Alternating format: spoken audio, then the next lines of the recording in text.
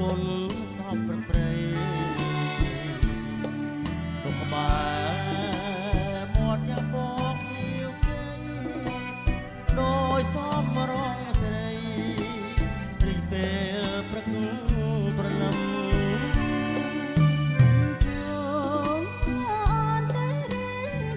អត់ទៅចូលទេស្នាបើបាត់ម្លេះអូនសង្ឃឹមអោដល់តែឆ្ងាយសិន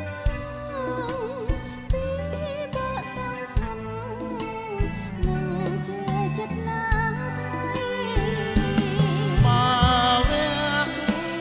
ចិត្តបានគុណលោប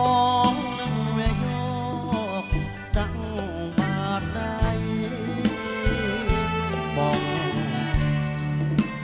ឲ្យអូនអសងស័យ